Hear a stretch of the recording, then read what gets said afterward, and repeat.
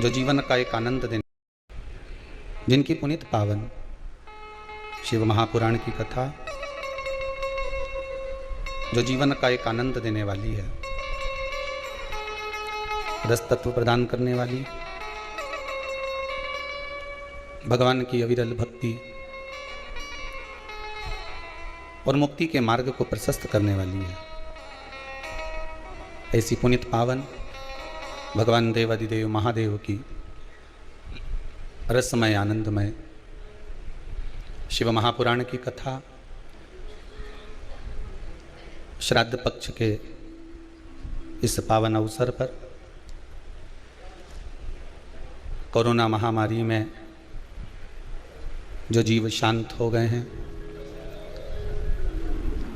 कोई अधोगति में एक्सीडेंट, पानी में डूबने से, सर्प के डसने से, या युवान अवस्था में कम आयु में किसी कारणवश हार्ट अटैक, शुगर, बीपी आदि में, या कोई गंभीर बीमारी, कैंसर आदि में जो जीव शांत हुए हैं, जिनके हृदय में अभी जीने की बहुत अभिलाषा थी, ललकता थी, उत्साह था, परिवार के लिए कुछ करने का एक उमंग था, ऐसे जीवों की गति के लिए पितृपक्ष में पितरों की शांति हेतु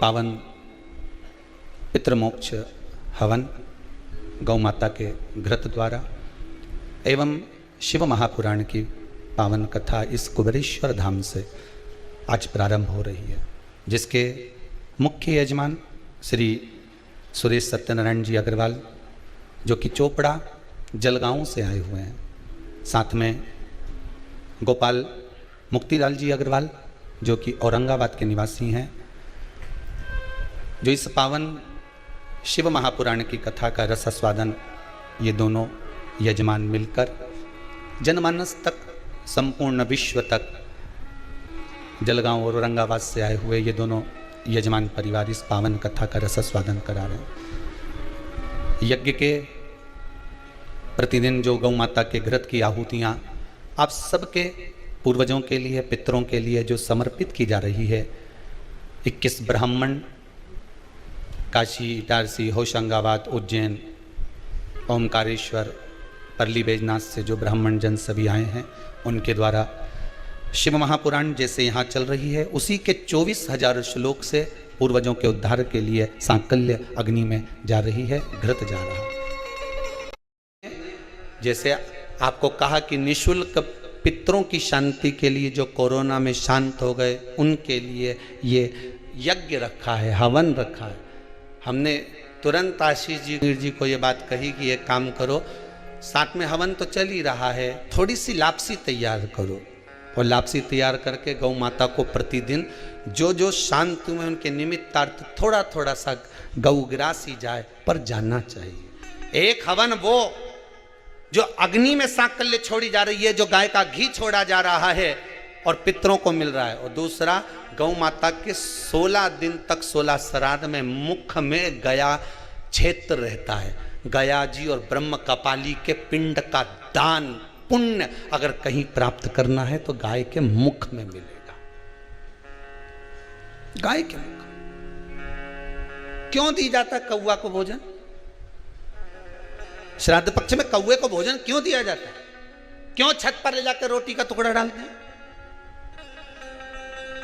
काशी, कांची, अवंतिका, अयोध्या आदि जितने पावन क्षेत्र हैं, जगन्नाथ, द्वारका, रामेश्वरम, बद्री नारायण, जितने जितने पुण्यशाली क्षेत्र हैं, मथुरा आदि, जितने वृंदावन आदि जितने पुण्य क्षेत्र हैं, शिव महापुराण की कथा में, स्कंद पुराण में लिखा है कि जितने पुण्यशाली क्षेत्र हैं, सारे पुण्यशाली क्षेत्र, चाहे चित्रकूट हो, अयोध्या हो, काशी हो, उज्जैनी हो, त्र्यंबकेश्वर हो, जितने पुण्यशाली क्षेत्र हैं, सारे पुण्यशाली क्षेत्र में पिंडदान होता है। बोलो मालूम है कि नहीं आपको? मालूम?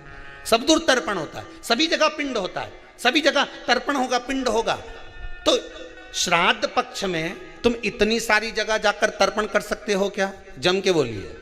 नहीं कर सकते। इतनी सारी जगह जाकर पुण्य कर सकते हो क्या? नहीं कर सकते। इतनी सारी जगह जाकर तुम ब्राह्मण को भोजन करा सकते हो क्या? नहीं। इतनी सारी जगह जाकर ना पिंड दे सकते, ना तर्पण कर सकते, ना पुण्य कर सकते। अब ये 16 दिन में इतने तीर्थ कितने हजारों में तीर्थ, इतने तीर्थ में जाकर कहां पुण्य करोगे, कहां पिंड दोगे? तो उसका एक निर्णय निकाल दिया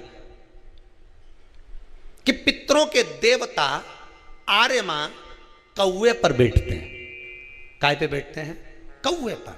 तो एक काम करो, जब हम पितरों के देवता आर्यमा कौवे पर बैठकर पितृलोक से 16 दिन जब भ्रमण के लिए निकलते हैं तो घूमते हैं, तो क्यों ना एक काम करें कि कौवे के लिए भोजन छत पे डाल दें। हमारे छत का कौवा जब अन्न का भाग ग्रहण करेगा, पितरों के देवता को बिठाकर जब घूमने के लिए निकलेगा, तो जहां जहां घूमने जाएगा, जब जब बीच में कोई तीर्थ पड़ जाएगा, तो वहां के पिंडदान का फल हमको मिल जाएगा। इसलिए कौवे को भोजन कराया जाता है।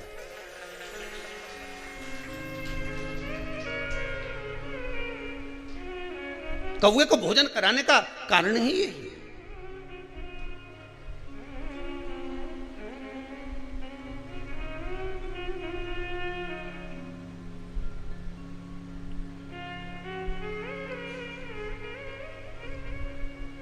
अभी गणेश जी विसर्जन हुए, गणेश जी को जल में विसर्जन किया, तो आपके मन में एक प्रश्न तो खड़ा होगा, आया तो होगा कि गणेश जी के 10 दिन तक बिठाओ, नित्य पूजन करो, ने पाठ करो, ने अर्चना करो, ने 10वें दिन इनके विसर्जन कर दो, और वो भी पानी में कर दो। पानी में विसर्जन करो। तो ये कहां लिखा कि जल में विसर्जन करो? श्रीमद् भागवत पुराण की रचना जब वेद व्यास जी महाराज करने के लिए बैठे, वेद व्यास जी ने सुखदेव जी से कहा कि मैं मंत्र बोलूंगा, मैं श्लोक बोलूंगा, इसको लिखेगा कौन? तो सुखदेव जी ने बोला गणेश जी से विनती करो। गणेश जी से कहा कि आप लिखोगे? गणेश जी बोले मैं लिखने को तैयार हूं, पर बोलते बोलते तुम रुक गए तो मैंने भी लिखना छोड़ दूंगा, उसके बाद मैं भागवत को विराम दे दूंगा, मैं आगे नहीं लिखूंगा। अब वेद व्यास जी बड़े चक्कर में पड़ गए, क्या करें? तो गणेश जी से कहा मेरे श्लोकों में कुछ गड़बड़ी हो सकती है, उसमें से गलती को छांटना पड़ेगा, फिर लिखना पड़ेगा। कितना सुंदर संबोधन श्री वेद व्यास जी ने कहा कि मैं जो श्लोक बोलूंगा आपको लिखने के लिए है, उसमें मैं कुछ गलती करूंगा, उस गलती को छांटना है, तब श्लोक लिखना है। क्यों कहा वेद व्यास जी ने ये बात? गणेश जी भगवान है, वेद व्यास जी कहते हैं मैं तो संसारिक मनुष्य हूं ना, गलती तो कर सकता हूं। गलती कौन करता है? जम के बोलो, भगवान गलती करता है क्या? नहीं, गलती कौन करेगा? मनुष्य। गलती मानव करेगा, गलती मनुष्य करेगा। और गलती करने के बाद अगर हमसे अपनी जिंदगी में कोई गलती हो जाती है, तो एक बार क्षमा मांगने में कुछ जाता है क्या? प्रणाम करने में कुछ जाता है क्या? निवेदन करने में कुछ जाता है क्या? नहीं। गलती हो गई मुझसे, तो गणेश जी आप गलती को छांटना, लिखना। गणेश जी महाराज लिखने बैठ गए। लिखते लिखते लिखते लिखते 10 दिन हो गए गणेश जी महाराज को। शरीर में ताप पड़ने लगा गणेश जी महाराज के। वेद व्यास जी ने गणेश जी के हाथ का स्पर्श करा तो शरीर तो तप रहा था।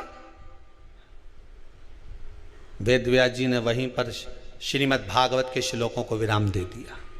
अब नहीं बोले। गणेश जी लिखते लिखते लिखते लिखते लिखते लिखते थक गए, ताप पड़ गया, शरीर गर्म हो गया। वेद व्यास जी ने कब करूं क्या, 10 दिन से लिख रहे हैं और शरीर पर ताप पड़ रहा है, करा क्या जाए। उन्होंने गणेश जी का हाथ पकड़ा, उठाया और कहा चलो प्रभु हमारे साथ में। वेद व्यास जी गणेश जी को ले गए और ले जाकर शीतल जल में श्री गणेश जी महाराज को बिठा दिया। गणेश जी को पानी के अंदर उनको विराजमान कर दिया कि अब आप ताप को थोड़ा ठंडा कर लीजिए।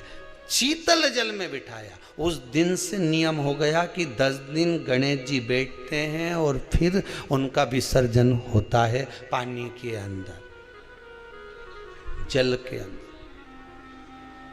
शरीर का ताप मिट जाए तो गणेश जी ने वचन दिया है वेद व्यास जी महाराज को, आपने मेरे ताप को मिटाने के लिए मुझे जल में बिठाया है। जो मुझे जल में विसर्जन करेगा मेरा ताप तो मिटेगा ही, साथ में जो मुझे जल में विसर्जन करेगा उसके जीवन के भी ताप को मैं मिटा दूंगा, उसके जीवन के ताप को मैं मिटा दूंगा। ताप मिटा दिया।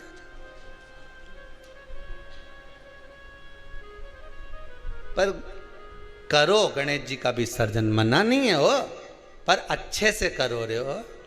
अब मत छोरा छोरियों तो निशाना लगा है, वो हमारा गणेश जी जई रिया, वो हमारा सबसे आगे पहुंचा तो इधर वाला ने इधर से फेंका, हो गया। ये हमारे धर्म की हंसी उड़ा रहे हैं, ये हमारे धर्म की हंसी है।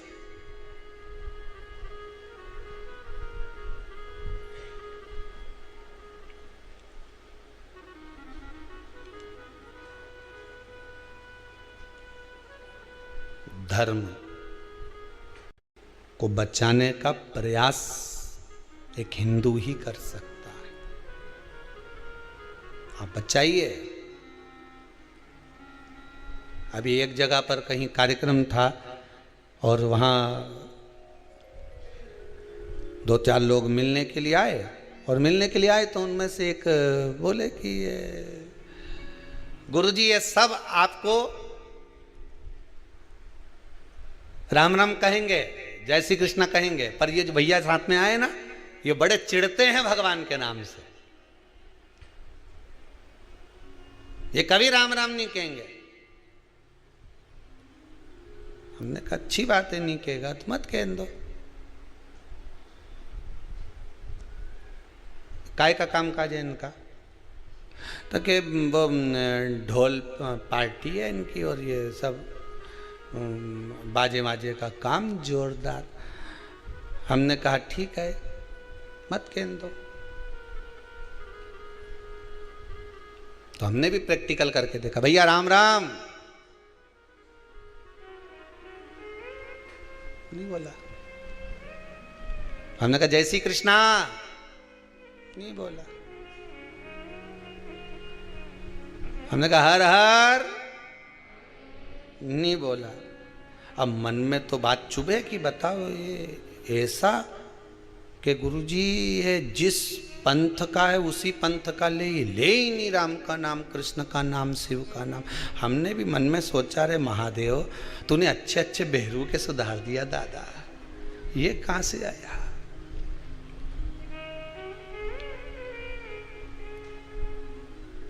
अब अभी गणेश जी का विसर्जन था, तो हमने कहा जाओ उसी के यहाँ का बैंड बुक करके आओ, और बैंड बुक करके आना, और जितना मांगे उससे 2000 ज्यादा देना। और 2000 ज्यादा दिया, वो बैंड पे आए। अब वो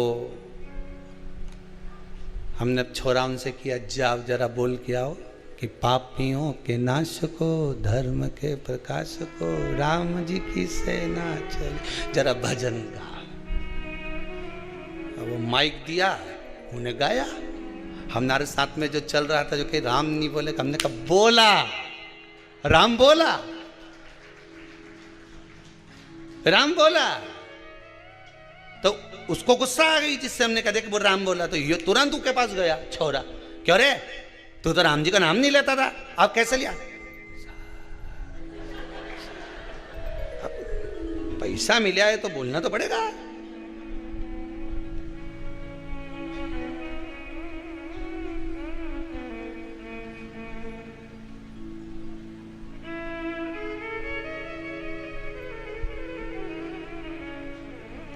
पूरी दुनिया धन रुपया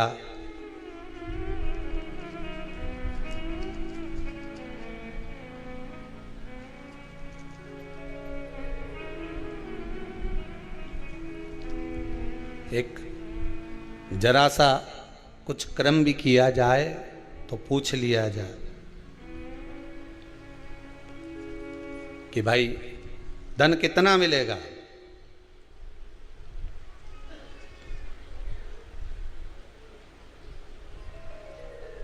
कितना प्राप्त होगा, द्वारा किया गया भजन काम आ गया। कई कई माताएं आके कहती हैं हमारी बहू को कोरोना हो गया, कोई कहे हमारे इसको कोरोना हो गया, मोहल्ले में, सोसाइटी में, गली में, परिवार के लोगों को होना चालू हो गया था गुरुदेव। पर शंकर की कथा सुनते रहे तो विश्वास था कि मुझे नहीं घेर सकता। यह विश्वास आपका जीत गया। धन सब जगह पर काम आ सकता है, पर धन मृत्यु की सैया पर काम नहीं आता। वहां केवल तुमने जो शिव महापुराण की कथा सुनी है, तुमने जो दान करा है, तुमने जो पुण्य करा है, तुमने जो सत्कर्म करा है, तुमने जो भजन किया है, जो तुम यहां आकर, ये कई कई माताएं अभी श्राद्ध पक्ष में जो कथा चल रही है, यहां आकर कहीं बर्तन की सेवा दे रही, मांजने में, कहीं भोजन बनाने में सेवा दे रही, कहीं कोई सेवा दे, कोई कई सेवा दे।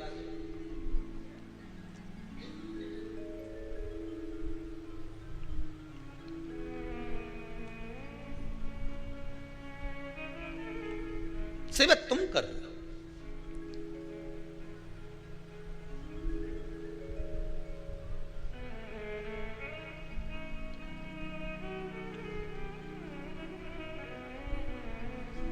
कहा, कार्यकर्ताओं ने कहा गुरुजी भोजनशाला में एक दो हलवाई और बढ़ाई लो ने, कोई आए तो जिमाने में काम आ जाए, ने दो चार खाना परसने के लिए भी आदमी धर लो। हमने कहा फिर ये बाकी का सबके खाने आएगा कि हमारी कई लगन पत्रिका में आया?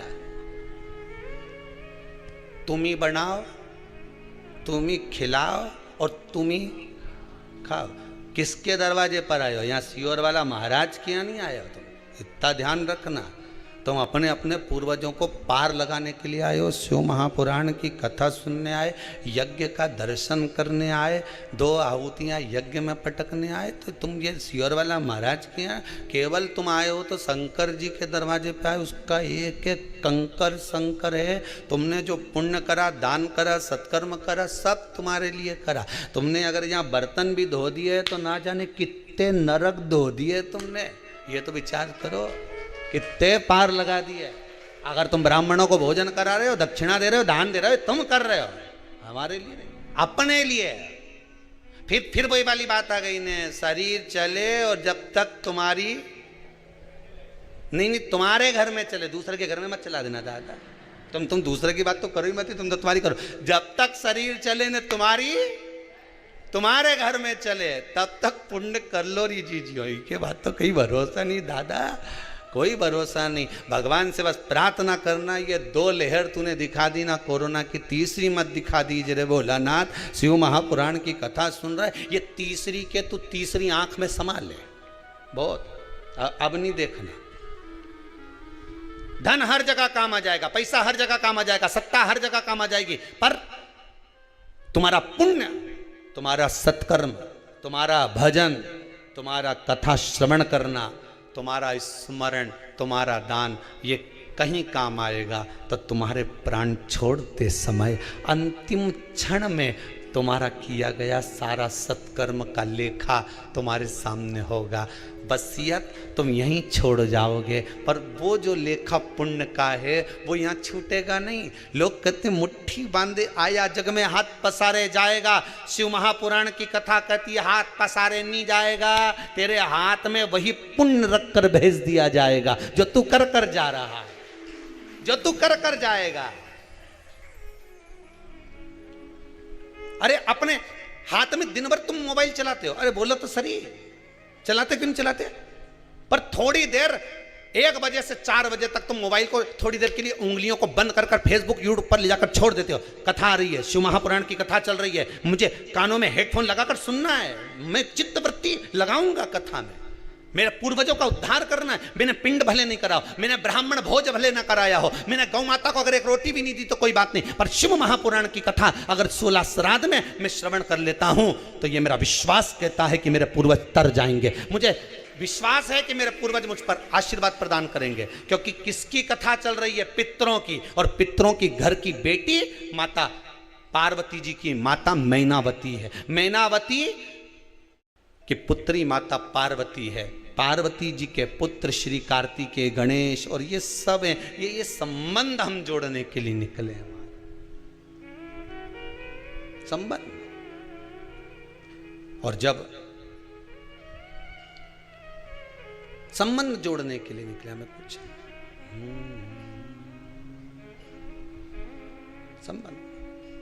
भोलेनाथ मेरा है, डमरू वाला मेरा है,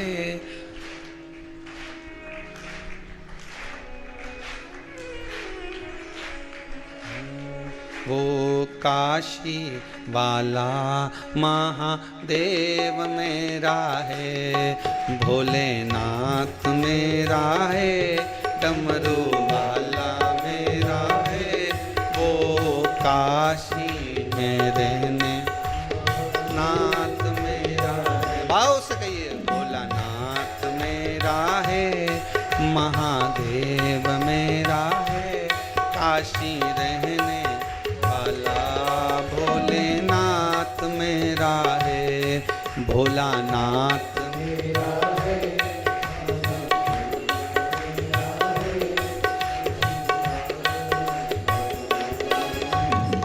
भगवान शिव की कथा करिए, शिव तत्व हमारा। भगवान शंकर करुणा सागर, त्रिकालदर्शी कैलाशी अविनाशी, भगवान ओगड़ दानी त्रिकालदर्शी कैलाशी शिव में बाबा शुद्ध।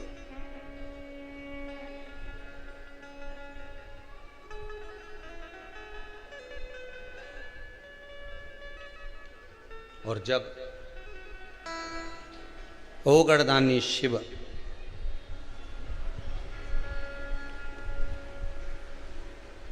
मेरे त्रिकालदर्शी कैलाशी शंकर को जिसने रिझा लिया, पितर रिझ गए।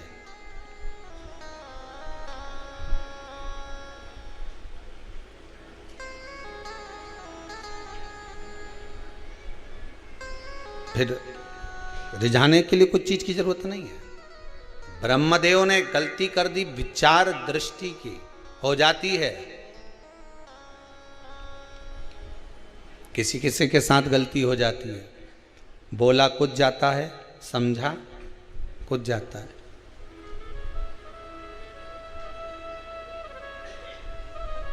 बोला कुछ, समझा कुछ, हो जाती कभी कभी। अब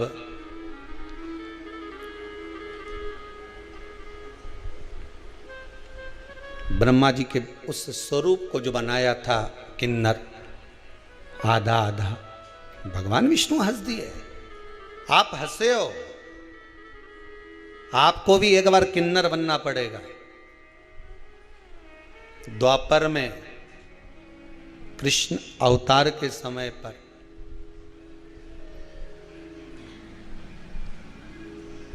जब कौरव और पांडवों में युद्ध के मैदान में देवी को प्रसन्न करने के लिए बलि देना थी, अर्जुन से कहा गया था एक पुत्र तेरा, जब तुम वन गए थे उलूपी के साथ में जब विवाह हुआ था तो वहां एक पुत्र हुआ था आरावन, उसको लिया।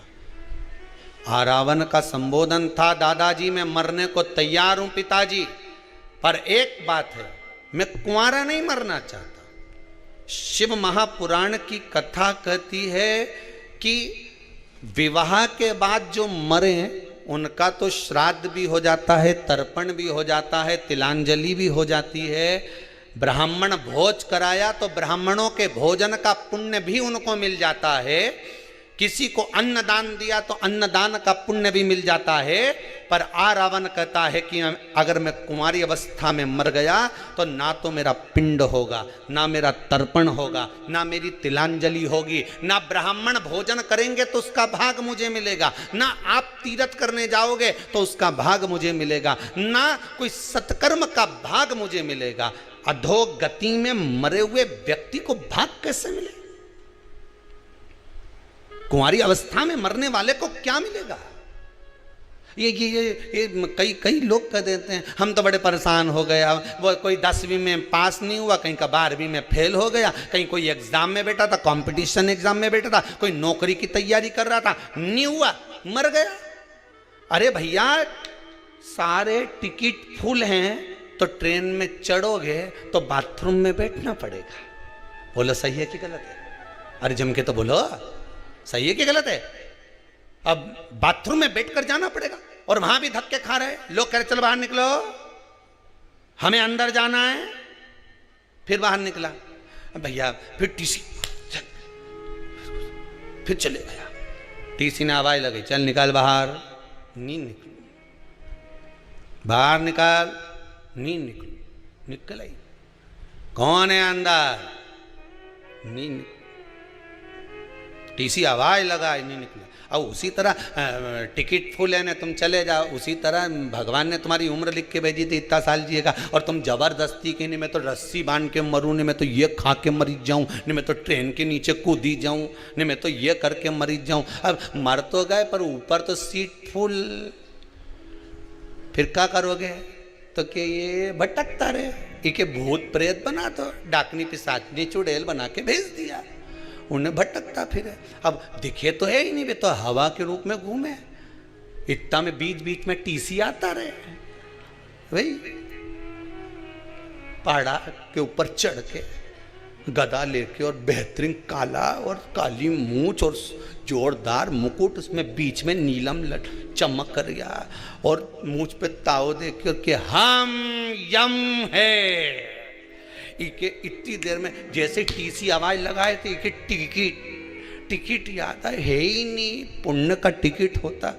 फिर बीच बीच में यमराज आके डराता रहता है, कहाँ भटक रिया है बेरू, भटके रोता है जीव, वो प्राण तो छोड़ देता है, मर तो चले गया, भटके रोए। जिसके घर का जीव रहता है उसके दरवाजे पर रोज जाकर विनती करता है, देखो श्राद्ध पक्ष में कोई तो श्राद्ध पक्ष में दिया तो सरी। अरे ये कथा कह रही है दादा, श्रीमद् भागवत में वर्णन आया है, पर गोकर्ण ने धुंधकारी के लिए कितना दान दिया। बोलो सही है कि गलत है? अरे बोलो तो सही। भागवत सुनी कि नहीं सुनी? बहुत सारा महाराज उनकी आए टीवी पे, तुम कभी भी चालू करके सुन लेना। उन्होंने धुंधकारी के लिए ने गया जी का श्राद्ध करा, ने ब्रह्म कपाली करी, ने पिंडदान करा, ने तर्पण किया, ने ये किया, ने वो किया, सब किया, इसके बाद भी नहीं तरा।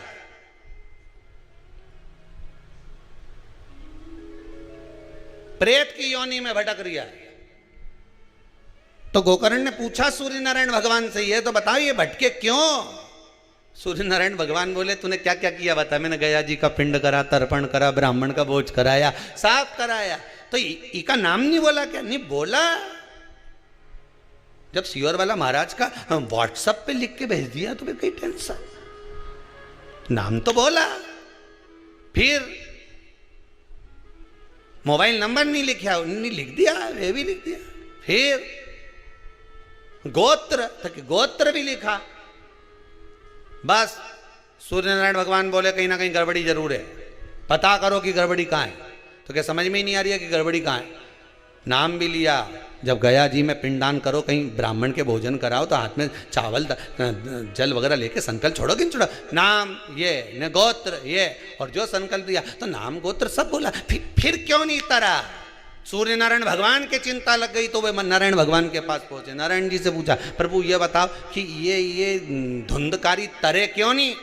इसका गया जी का श्राद्ध हो गया, इसकी ब्रह्म कपाली हो गई, ब्राह्मण का भोज हो गया, सब कुछ करा, गाय का दान भी करा, पर ये तरे क्यों नहीं? तो नारायण ने कहा हमारे नहीं समझ पड़ रही कि इतना गोत्र भी बोला, नाम भी बोला, इसका पिताजी का नाम भी बोला, कि माता जी का नाम भी बोला, पर तरे क्यों नहीं? तब नारायण पहुंचे भगवान शंकर जी के पास में, हार पूछा, भोलेनाथ जी से पूछा भगवान विष्णु ने, ये बताओ कि प्रभु ये धुंधकारी का नाम लिया, गोत्र लिया, गया जी का श्राद्ध करा, पिंडदान करा, ब्राह्मण भोज करा, सब कुछ करा, फिर ये तरे क्यों नहीं? शंकर भगवान ने उसी समय पर नंदी के बुलाया और नंदी के बुला के पूछा, इधर आ रे नंदी, अब तू बता कि ये क्यों नहीं तरे?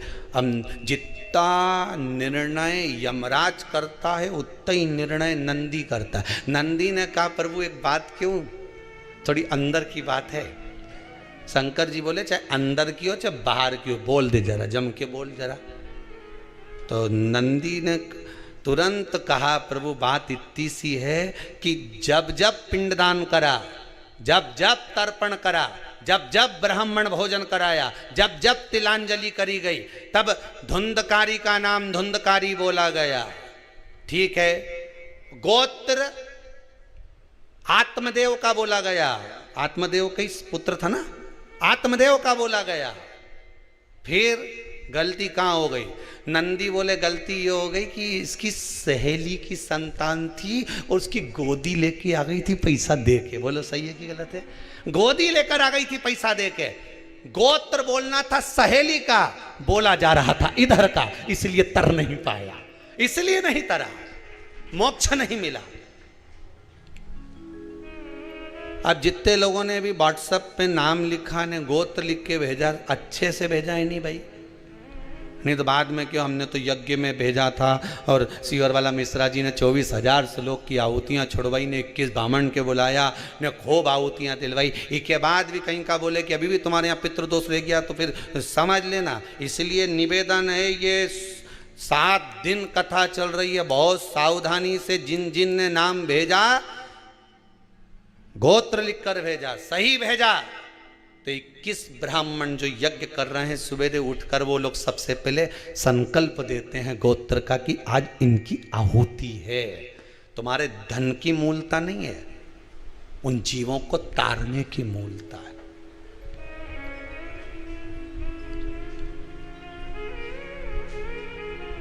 गोत्र मूल है।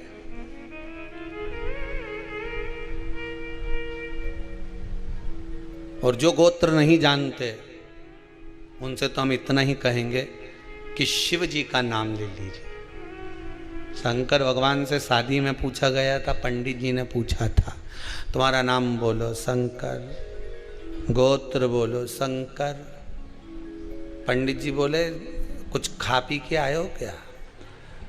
शंकर जी बोले मुस्कुरा के जरूरत ही नहीं अपने, तो अपने जरूरत ही नहीं, तो क्या कुछ पिए विए हो क्या? शंकर जी बोले वो तो कब से पी रहे हैं, कब से, जिंदगी हो गई साहब, राम नाम का भर भर प्याला खूब पिया। और जो एक बार भगवान के नाम का प्याला पी ले वो तो वैसी अलमस्त रहे, वैसी अलमस्त। हमसे ही लोग कहते हैं काय सीवर वाला महाराज तुम जब देखो जब मुस्कुराता ही हुआ दिखता हो, ऐसा क्यों? पिए शंकर जी का भजन स्मरण। और आपसे भी निवेदन है, बिन पिए नशा हो जाता है, जो भोले भोले गाता है। बिन पिए नशा हो जाता है, जो भोले भोले गाता है। बिन पिए नशा हो जाता है, जो भोले भोले गाता है। बिन पिए नशा हो जाता है, जो भोले भोले गाता है। दोनों हाथों से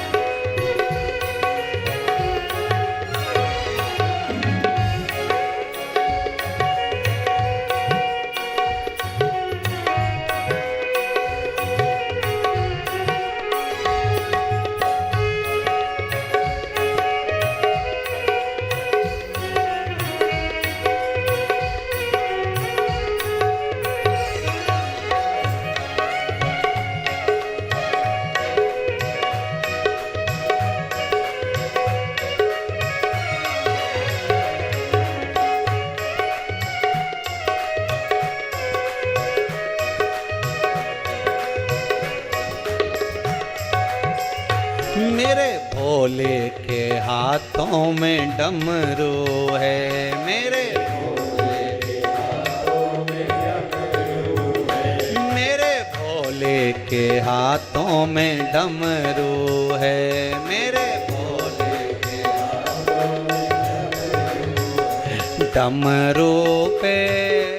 डमरू पे डमरू पे दिल लुट जाता है, जो भोले भोले गाता है। डमरू पे दिल लुट जाता है, जो भोले भोले गाता है। बिन पिए नशा हो जाता है, जो भोले भोले गाता है। बिन पिए नशा हो जाता है, जो भोले भोले गाता है। जय हो।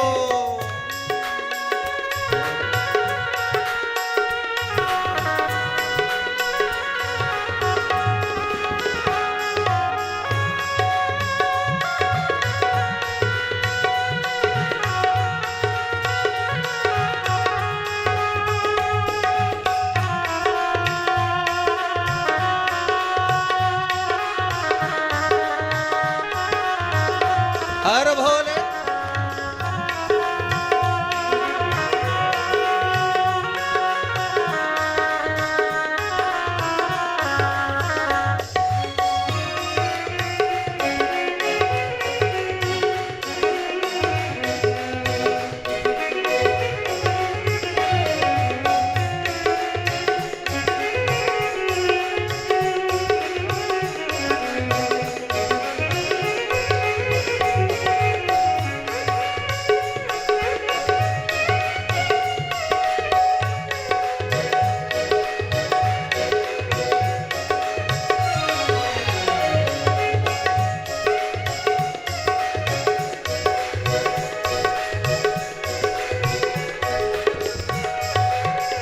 मेरे भोले के हाथों में त्रिशूल है, मेरे भोले के हाथों में त्रिशूल है। मेरे भोले के हाथों में त्रिशूल है, मेरे भोले के हाथों में त्रिशूल है।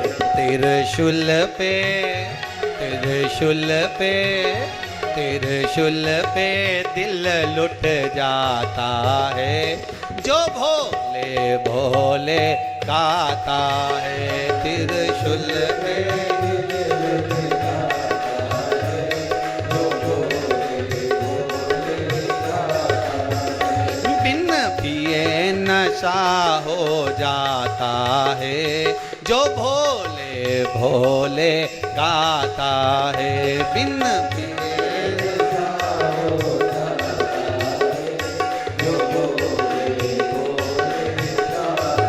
जय हो।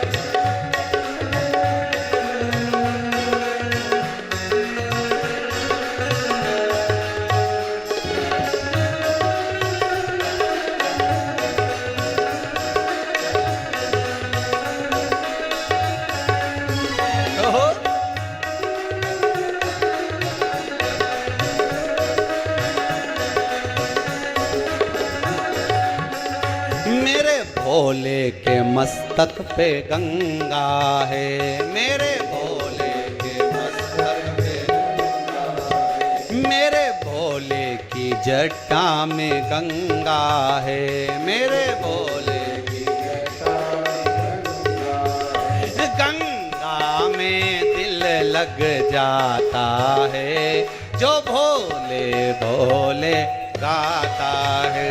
गंगा में दिल लग जाता है, जो भोले भोले गाता है। बिन पिए नशा हो जाता है, जो भोले भोले गाता है। बिन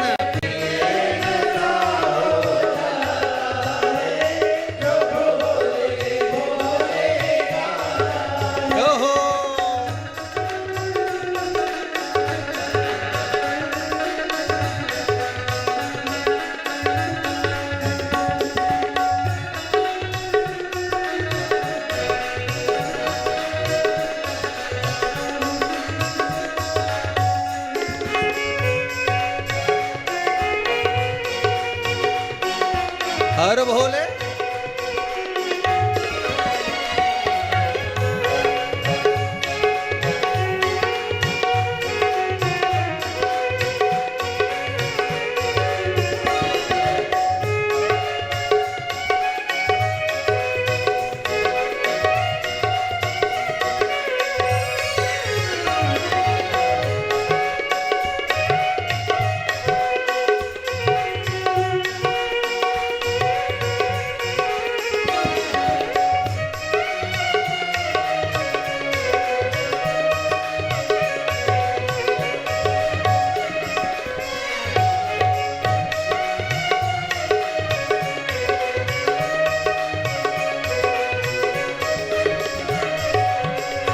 मेरे भोले के हाथों में चक्कर है, मेरे भोले के हाथों में, मेरे भोले के गले में सर्प भी है, मेरे भोले के गले में सर्प है। सांपों पे रुद्राक्ष पे दिल लुट जाता है, जो भोले भोले गाता है। सांपों पे दिल लुट जाता है,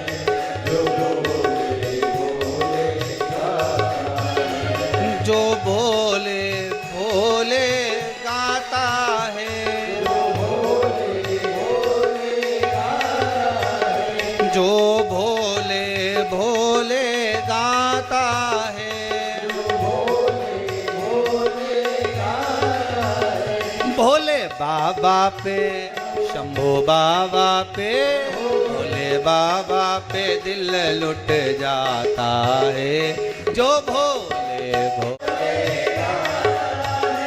भोले बाबा पे दिल लुट जाता है, जो भोले भोले गाता है। भोले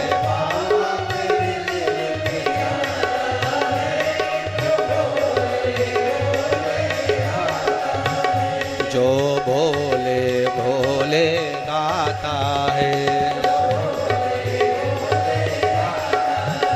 जो भोले भोले गाता है।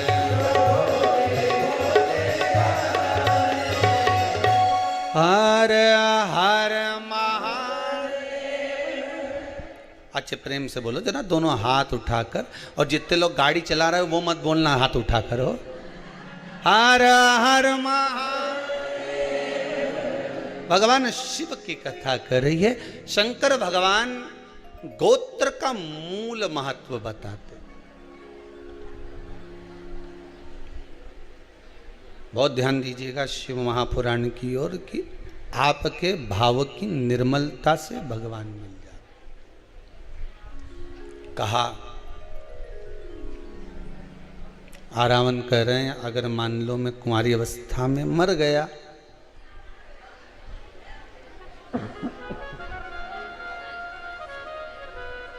और कुंवारी अवस्था में चला गया मान लो, शिव कथा कहती है, तो फिर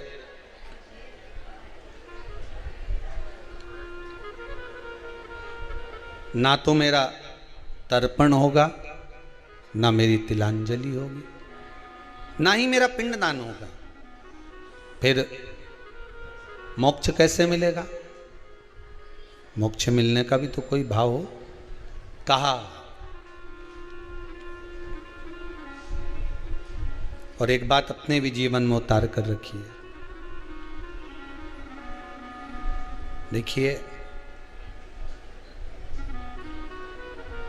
कुंवारी अवस्था में मरने वाले जीव जो गर्भस्थ मर जाएं या कुंवारी अवस्था में चले जाएं, आप कितना भी इनके लिए दान दे लो, कितना भी आप पिंडदान कर दो, कितना भी इनके लिए आप ब्राह्मण भोज करा दो, इनका कल्याण जब तक नहीं है जब तक घर का कोई एक व्यक्ति, दो व्यक्ति जो भी हैं घर में, वो शिव महापुराण की कथा ना सुन। और एक बात बहुत ध्यान दीजिएगा, बाबा ने तो कृपा करी है कि श्राद्ध पक्ष में शिव महापुराण की कथा सुनने को मिल रही है। श्राद्ध पक्ष में मिल रही है। और मेरा तो माताओं से विशेष रूप से निवेदन है, पुरुष वर्ग से तो है ही, नवयुवक बच्चों से तो है ही, गर्भस्थ दुनिया के लोग तो यहाँ 7 पीढ़ी की बात करते हैं कि 7 पीढ़ी में अगर कोई कुंवारी अवस्था में गया होगा तो उसको मोक्ष मिल जाएगा। यहाँ शिव महापुराण की कथा और उज्जैनी सांदीपनी ऋषि बाबा की वो पावन धरा वावंतिका उज्जैनी में भगवान शिव के मंदिर के उस दीवाल पर लिखा हुआ है 71 पीढ़ी तर जाती है मात्र एक शिव महापुराण की कथा श्रवण करने वाले करवाने वाले की 71 पीढ़ी।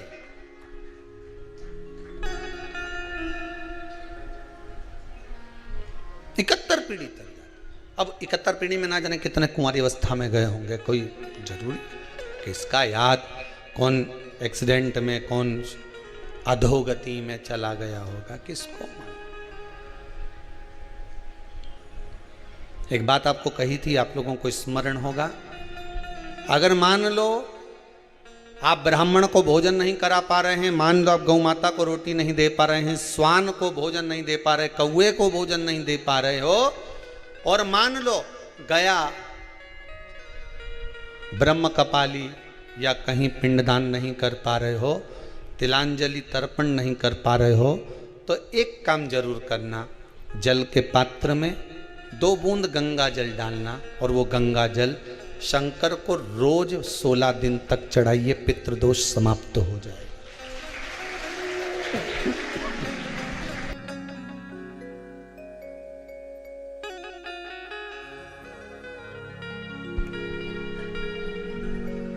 पितृदोष समाप्त हो जाए।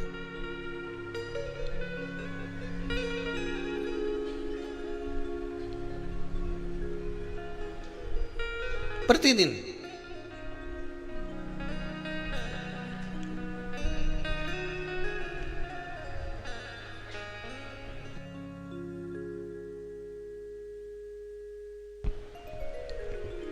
सोलह दिन तक प्रतिदिन चढ़ाई।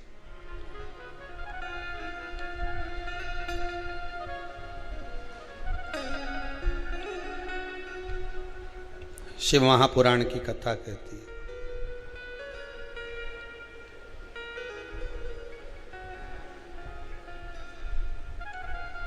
अर्धनारीश्वर भगवान का दर्शन कर कर जो ब्रह्म उत्पन्न हुआ,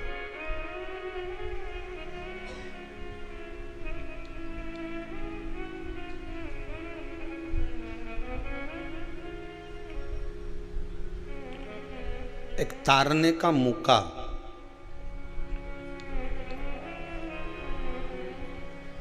अपने पूर्वजों को पार लगाने का मौका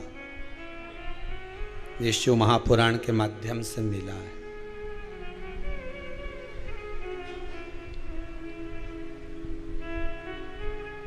भगवान ने कृपा करी है, विश्वनाथ ने, शंभू ने।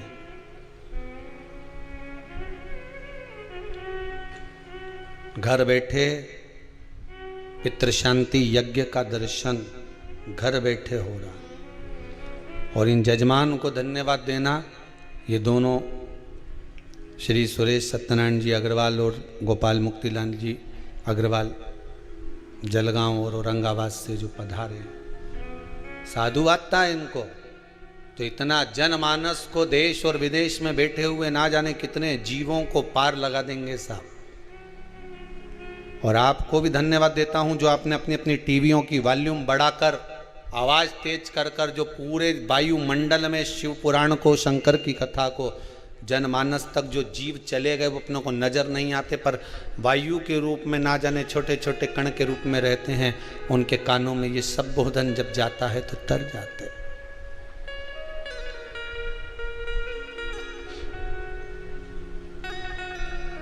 उतर जाते हैं। अब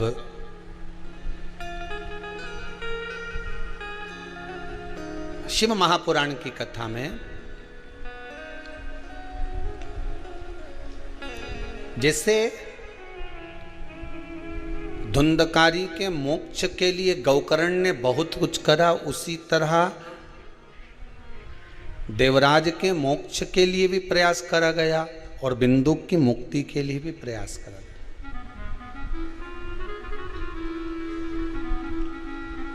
चंचुला देवी काशी में जाकर निवेदन करती है देवाधिदेव महादेव से कि प्रभु मेरा पति प्रेत योनि में पड़ा हुआ, पितृदोष है, ये आपको कैसे मालूम पड़ेगा?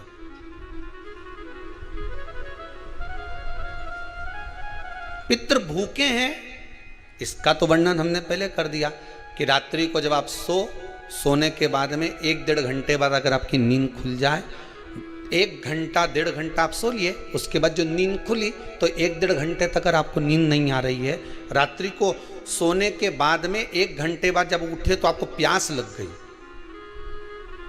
भूख लगने लगी, प्यास लगने लगी कि मेरे को पानी पीना पड़ेगा, घबराहट हो रही, पानी पीना पड़ेगा। 1-1.5 घंटे सोने के बाद अचानक नींद खुले और आपको प्यास लगे, समझ लेना आपके पितृ भूखे हैं और प्यास है।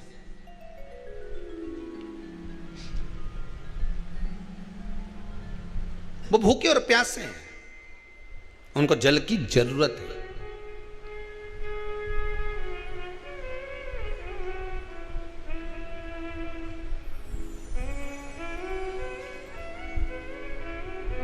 किसी भी नदी में, सरोवर में, कुंड में, बावड़ी में, तालाब में, आप तीर्थ में जाकर जब स्नान करते हैं तो स्नान करने के बाद एक काम का नियम बना लो कि अपने हाथ की अंजलि में जल लेकर अपने पूर्वजों को देना। प्यासे रहते हैं, भाग मांगते हैं।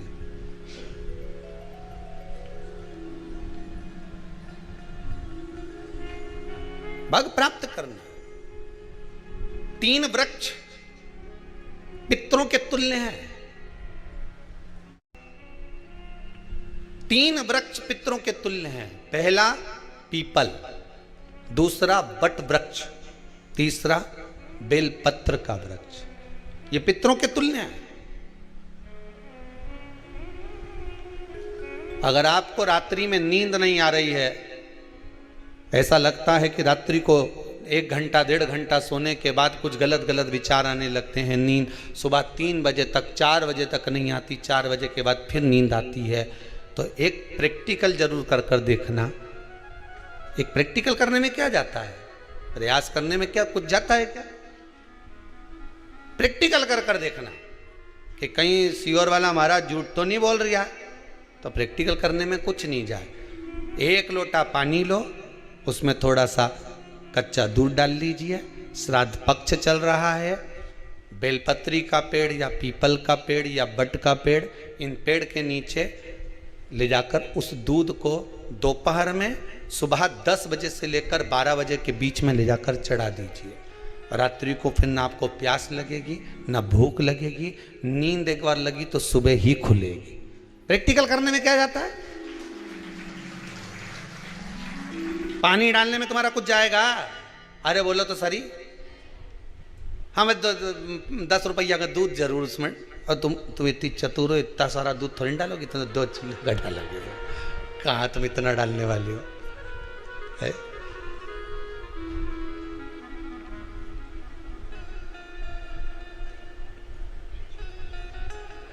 कहा बहुत चतुर चतुर लोग हो रहे संसार में हो। भले पूजन पाठ नहीं करे, पर कहीं का एकदम मिलने आ जाए ना, क्या अम्मा जी है क्या पाठ कर रही है, फिर वो भी बैठ गई तुरंत, अभी तो सोई थी,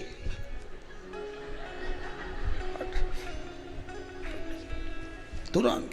क्या पंडित जी हैं क्या, उनसे थोड़ा काम है, अभी माला जप रहे हैं, मालूम पड़े पंडित जी तो आराम से सेव फल खा रहे थे।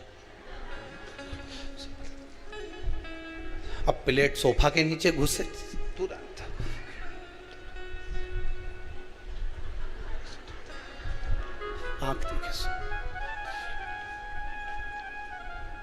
प्रैक्टिकल करने में क्या जाता, कुछ भी नहीं बिगड़ेगा। ये तो बस जल डालोगे तुम्हारा ही कुछ अच्छा हो सकता है, बाबा की कृपा है।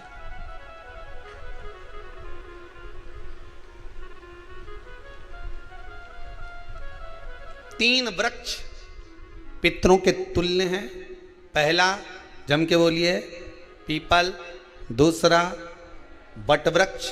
तीसरा बेलपत्री का वृक्ष। तीनों। पीपल के वृक्ष में 52,000 ब्राह्मण एक साथ निवास करते हैं, इसलिए पितृतुल्य है। बट वृक्ष ब्रह्मा जी के मस्तक से बना, इसलिए पितृतुल्य है। और बेलपत्री का वृक्ष माता पार्वती जी के अश्रु से बना। जब आंसू गिरे थे माता जगत जननी जगदम्बा पार्वती के, उस समय पर पितृलोक में हलचल उत्पन्न हो गई थी। हमारी नातिन की आंख में आंसू कैसे आ गए? मैनावती की पुत्री है।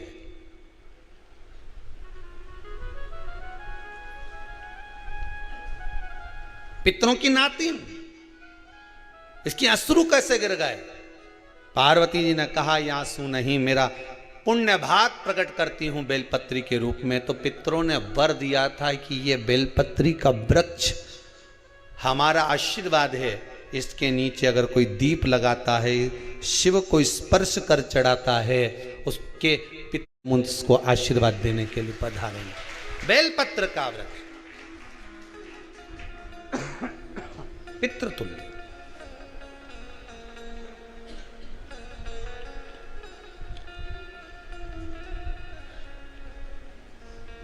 तो रात्रि को अगर भूख लग रही है, प्यास लग रही है, तो पितृदोष। दूसरा पितृदोष का लक्षण बताया, घर में कोई शुभ कार्य ना हो, वंश की वृद्धि ना हो।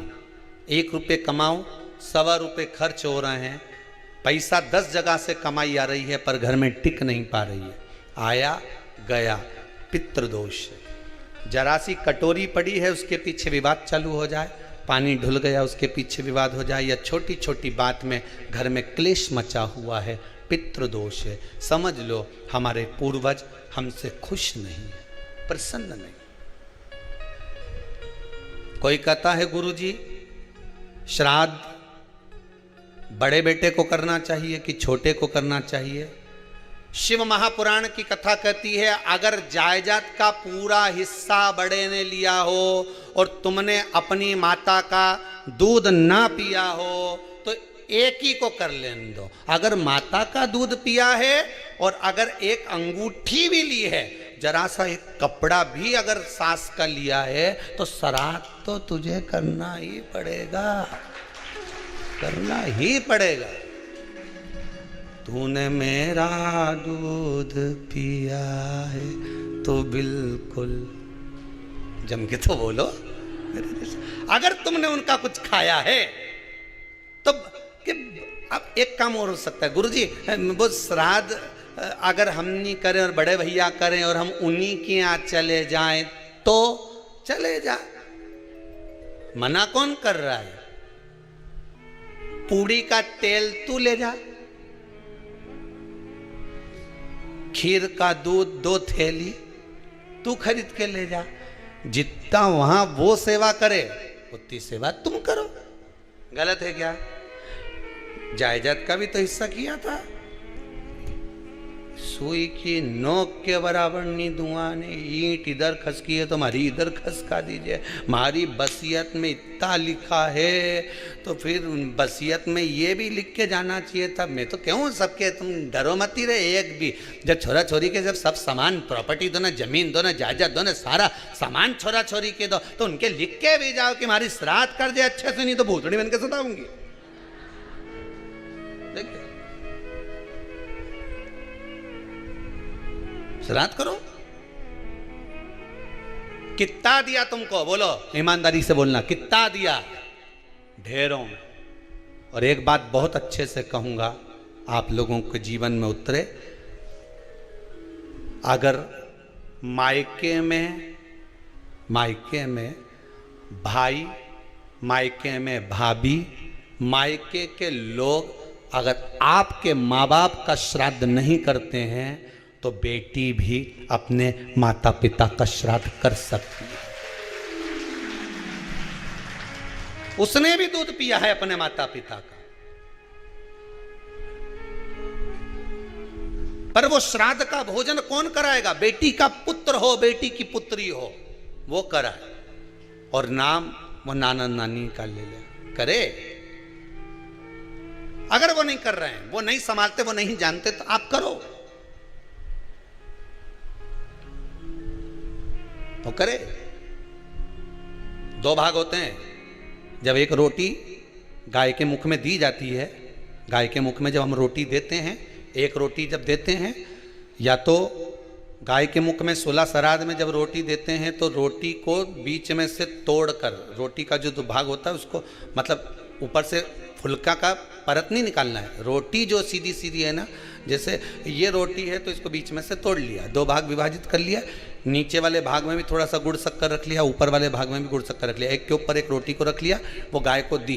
तो अपन श्राद्ध पक्ष में 2 पूड़ी का प्रमाण है कि गाय को 2 रोटी दी जाती है, कुत्ता को 2 रोटी दी जाती है। 2 पूड़ी रख के देते हो, नहीं देते? आप लोग तो देते होगे, 2 पूड़ी के ऊपर पूड़ी रखकर, थोड़ा सा मीठा रखकर, नमकीन रखकर, कुत्ते को भी देते, 2 पूड़ी तोड़कर कागा को भी देते। 2 पूड़ी का प्रमाण कहाँ से आया? 2 भाग रोटी के टुकड़े का प्रमाण कहां से आया? श्राद्ध पक्ष में ही ऐसा क्यों किया जाता है? बाकी के समय पर तो कोई ऐसा 2 पूड़ी का प्रमाण ही नहीं, पर श्राद्ध पक्ष में ये क्यों कहा जाता है कि पूड़ी के ऊपर पूड़ी रख दे, उसमें मीठा रख दे, खीर शक्कर रख दे, गाय को दिया, कुत्ते को दिया, कागा को दिया, ऐसे क्यों कहा जाता है? उसका कारण क्या होता है? उसका केवल एक कारण है, जो नारी ने भोजन का निर्माण करा है, जो घर की बहू भोजन बनाई है, जो घर की बेटी ने भोजन बनाया है, घर की माता ने भोजन बनाया है। महाराज, पिता पुरुष एक कुल को तारता है, बेटी 2 कुल को तारती है। जब श्राद्ध पक्ष में 2 भाग रोटी के कर कर गाय को देती है, तो 1 भाग तो उसके ससुराल वालों को मिलता है। चले तो उनने वही जटाजूट बांध बुंदा के और बढ़िया रक्षाला पहन के भस्म अस्मी लपेट के चल दिए। अब इनके यहाँ तो बैंड बाजा वाले भी ऐसा नहीं थे कि यही बैंड चाहिए, हमारे तो यहीं मनी बड़नागर का चाहिए, कि उज्जैन का चाहिए, कि दिल इंदौर का चाहिए, कि वहाँ का बैंड VIP। अपने यहाँ तो छोरा की शादी हो तो पहले बैंड छाटे हैं, कौन सा बैंड वाला होना चाहिए। अब इनने तो बैंड बाजा भी नहीं छाटा, इनने तो नंदी के कह दिया ना, भृंगी के बुलाई ले, और भृंगी ने सरंगी साहब के बुला लिया। जो उन्होंने चिल्लाना चालू करा ने, कहीं ना तो बैंड बजे ना बाजा बजे, ने जो भूतनी चिल्लाए। अब तुम देखो, कभी एक बार कहीं चले जाओ, कहाँ पर बालाजी वगैरह जाते ना, तो वहाँ जब हवा नहीं आए, बाल माल खोल के जो चिल्लाए। अब एक इनांग से चिल्लाए तो एक उनांग से चिल्लाए, एक उधर से चिल्लाए तो एक उधर से चिल्लाए, और ऐसा मजे आए, देवता उनको घबरा के ऊपर चले गए वापिस कि दादा ये बैंड बाजा बजा दिया है, ये बैंड बाजा। अब तुम्हारे बीच में कहीं की बैठी हो, तुम जितने बैठे हो ना, तुम्हारे बीच में कहीं की बैठी हो रही, एकदम चिल्लाती। अब जितनी यहां बैठी रहती भगल सारी, दादा इसके क्या हो गया? भगवान भगवान। अब वहीं से सारा, गुरुजी इसके कहीं हो गया।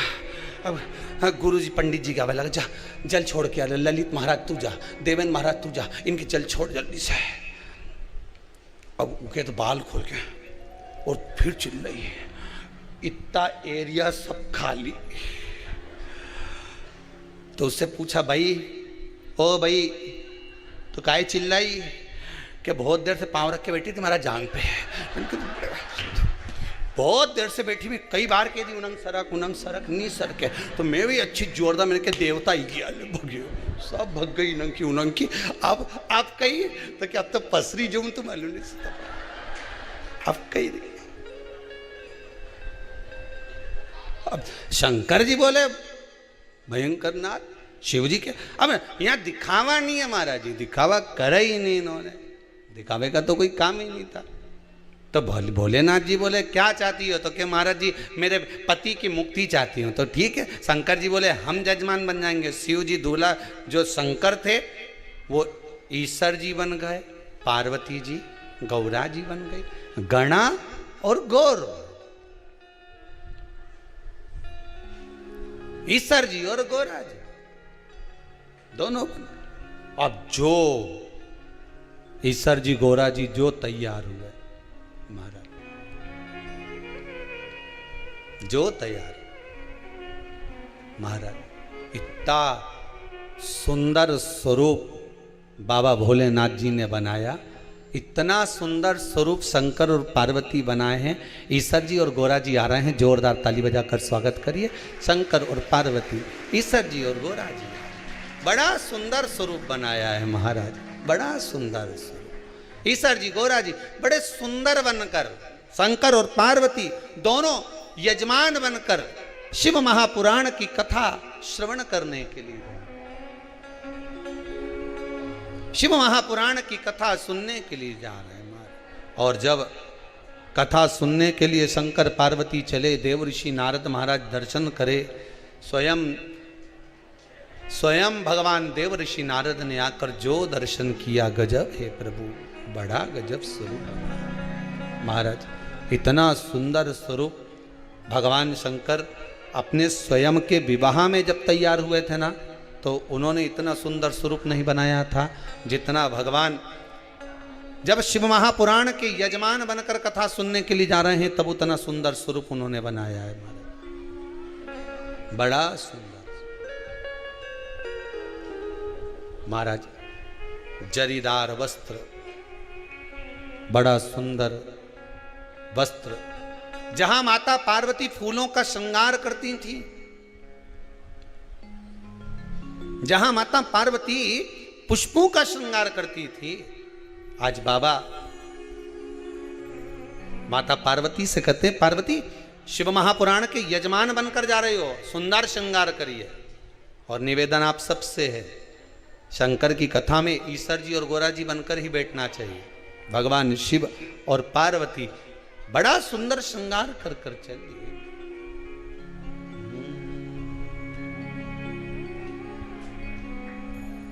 गोरा जी ने बोदी हरी हरी मेहंदी, भोले बाबा ने बोदई भांग, बुंदिया पड़ने लगी, भोले बाबा चले रे के।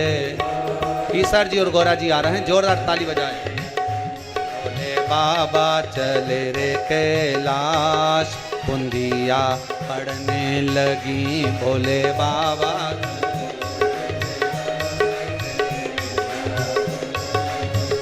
अरे पड़ने लगी बुंदिया, पड़ने लगी है,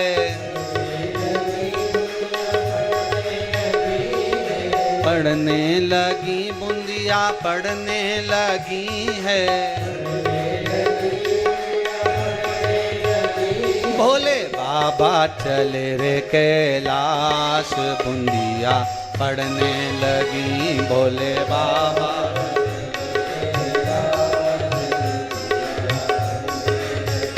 भोले बाबा चले रे कैलाश, बुंदिया पड़ने लगी, भोले बाबा।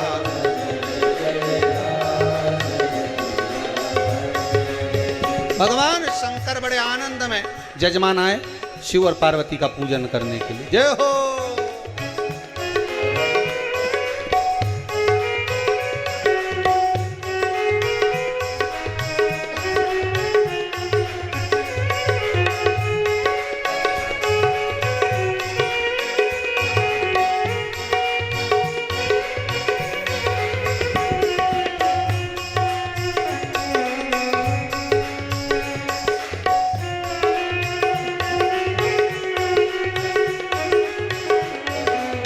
हर भोले।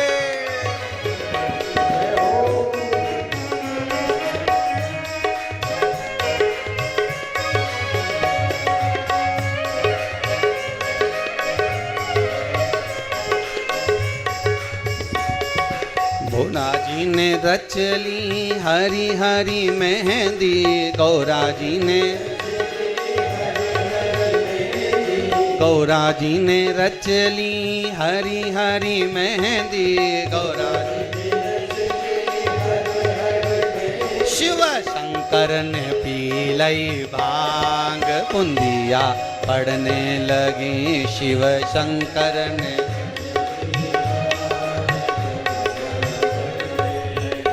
भोले बाबा चले रे कैलाश, बुंदिया पड़ने लगी, भोले बाबा।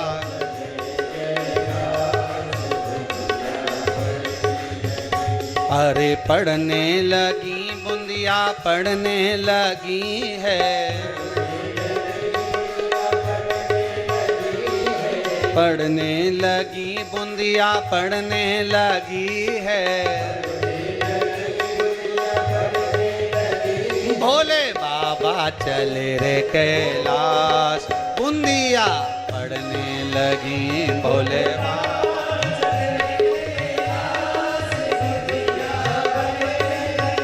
शिव शंकर चले रे कैलाश, बूंदिया पड़ने लगी। शिव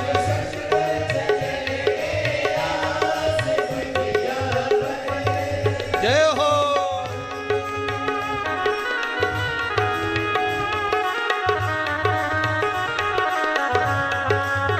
जय हो।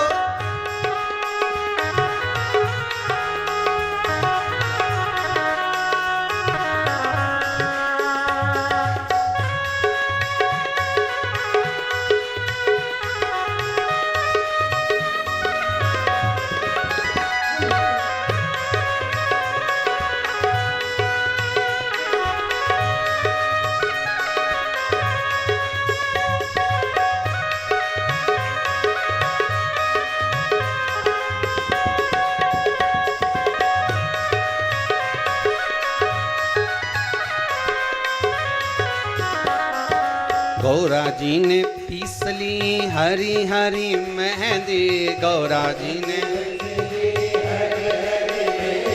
अरे गौरा जी ने पीस ली हरी हरी मेहंदी, गौरा जी। शिव शंकर ने पीस लई भांग, बूंदिया पड़ने लगी। शिव शंकर ने